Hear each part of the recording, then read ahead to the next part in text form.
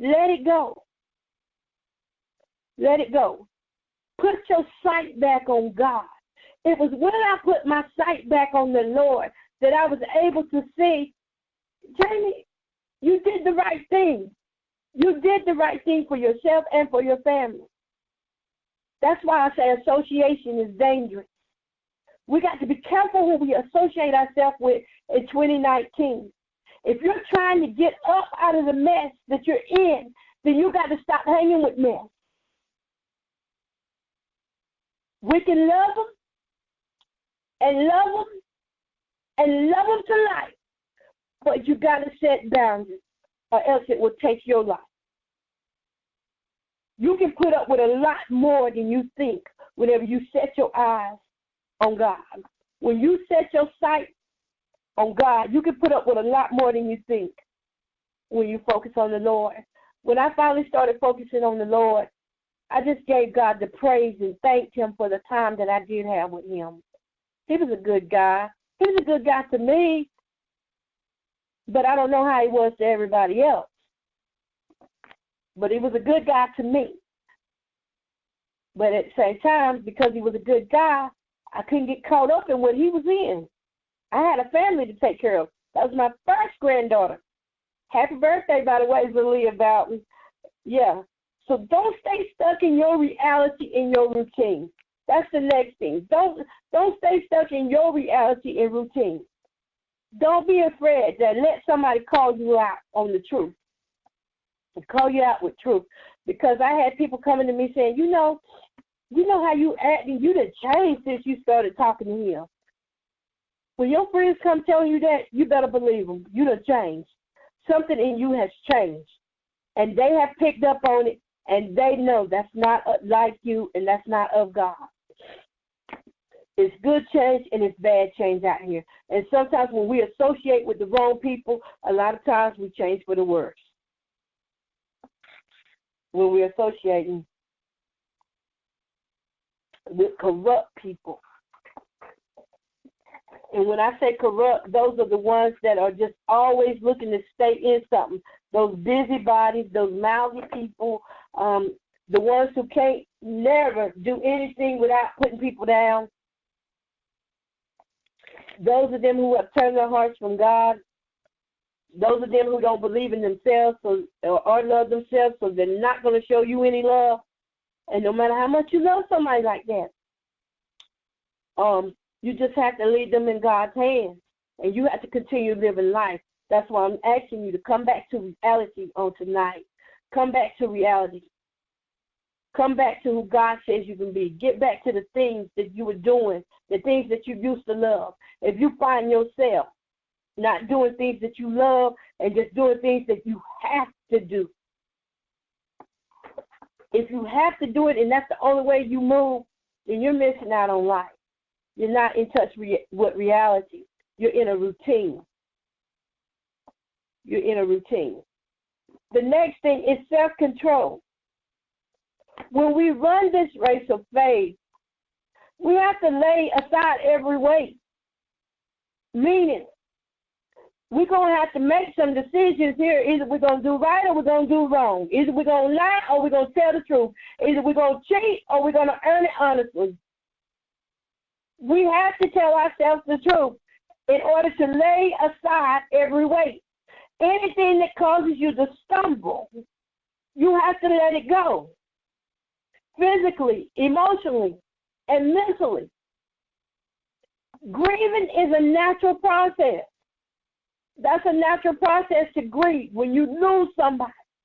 It's a natural process to grieve, whether it's through death, in a relationship. If you've been on that job 20 years and you find out they fire you over some mess that you didn't even have nothing to do with, that's a grieving. That's a grieving. That would cause you to grieve too. If you happen to find out that your children aren't growing up as a pretty little girl and boy as you thought, and they have their own little thing that they're doing and you don't approve of it, that's a grieving. Mothers and fathers grieve at times whenever their children grow up and do something different. I work in this group with the families in there dealing with a lot of kids on drugs. It's a grieving process in that group. Because before the children actually die, the parents are already grieving. The parents are already grieving because their dream for their child left when their child got on drugs, alcohol, met up with the wrong people. So the parents are already grieving that dream, that image that they planted in their mind, that imagination, that fantasy that they planted in their mind for their child. When you find out that your child is totally opposite from what you thought you would have, give God the praise anyway. Pray. Pray without ceasing. And let go of the things that cause you to stumble. Your child isn't causing you to stumble. It's the feelings that you have toward your child that will cause you to stumble. It's the emotions that you have toward your child that will cause you to stumble. You know, one thing I found out about love is that love will carry you. Love will carry you. As much as I hated the things that I had to go through with my son, I had to come to reality. The reality that was in my head was that my son is a good boy. He would never do nothing like that. Somebody had to set him up. What was fact was my son was doing that all alone. He got hold of some bad stuff, but nobody set him up. He was already doing what he was doing. That was the fact. So when you're running this race, you got to lay every weight aside. This is a race of faith, not emotion.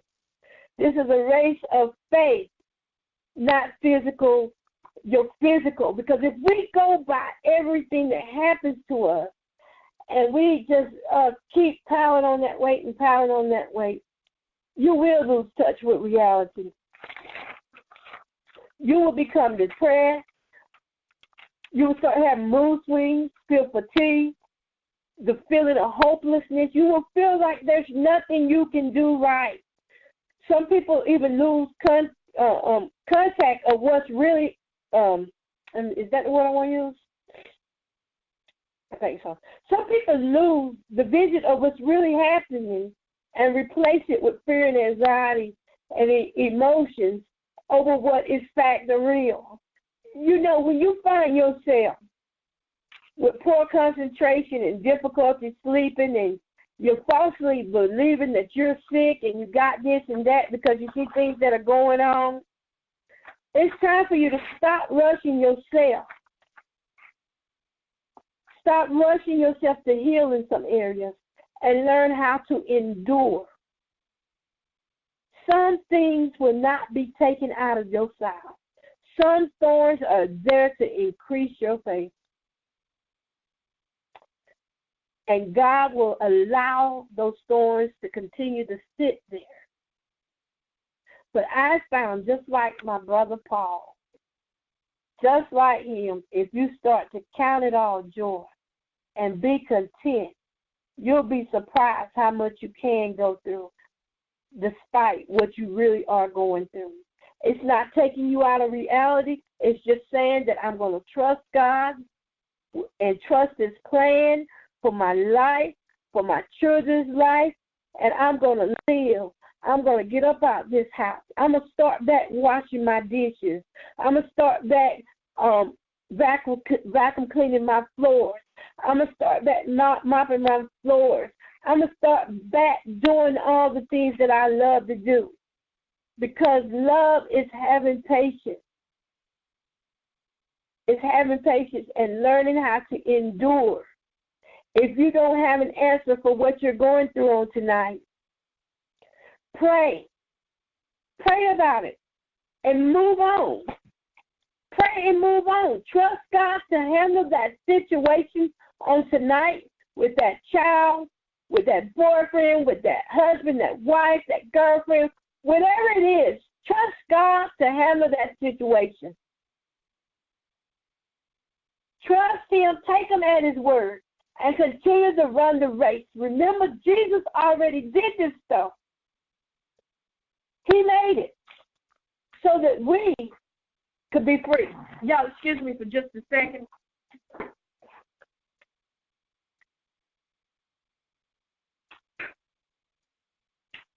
Okay. You have to run by faith. You've got to run by faith. Stop believing these false lies. Satan is the father of lies. Satan will plant a thought in your head. And this is another thing. I want you to write down ways to stay present in your life. I'm going to give them to you real quick because, oh, God, we ain't got no time. Oh, man. Okay, ways to stay present in your life. Pay attention to your thoughts. Your thoughts can seem real, though there's nothing going on or nothing has happened. Direct your attention to what really is going on. Instead of going back to the past, think about what Sheila said about you 5 years ago. Think about what are you doing now? What's in your past now? What are your kids doing? What are you doing now? You know, stay in the present. Stay where there's things really happening at. Don't go back there to the things that are already over or what you thought she said about you, that he said, she said, mess. Don't even worry about that. The next thing is your thoughts aren't facts. The more you're aware of your thoughts, the faster you can correct them. And first of all, again, your thoughts are not facts. God, his thoughts are greater than ours, or better than ours. I can sit here and think that I'm ugly. But guess what? That's not a fact to somebody else. To somebody else, I may be brutal. So check yourself. Give yourself a self-check, reality check. What are you saying about yourself? Write that down. What am I saying about myself? And correct yourself. Feed your five senses. That's the next thing. What do you hear, taste, feel, see, smell? Whenever you feel yourself getting out of touch with reality and getting depressed, go back to what God has originally given us to use. Our hands, our fingers, our nose, our ears. What are you seeing? Our eyes? What are you hearing? Our legs. Can you move your leg? Can you kick? Can you get up and down? Find your reality like that. Go back to the things that God has given us. Amen. The next thing is step outside of yourself. Stop being selfish and focusing only on yourself. When you constantly sit there and say, well, I went through this, I went through that, I went through that, I went through this. If it had not been for them, I wouldn't. Stop doing that. Get out here and share your love with others. You got a lot of love inside of you. Get out here and share it with others. Volunteer. Talk to people. Engage in contact. Engage in conversation with people. Go to a nursing home. And think about it. The nursing home, in the nursing home, that is their home. What can you do to make them feel more welcome there at the nursing home? Because that's their home. And they can't get out here and do half the stuff that we have been blessed to be able to do. They can't get out here and just drive anywhere they want to. So start writing down some things. That's your homework assignment. Write down some things that you're thankful for and some things that you would like to volunteer and do. Next thing is, that's the, part of your homework assignment, is to start writing about your future. Write out some of the things that you would like to help others do. Instead of putting all the attention on you all the time and your feelings all the time, stop being selfish and get out here and love somebody else. What are some things that you want to do? Who can you volunteer with? The next thing is, be cautious of your association with others.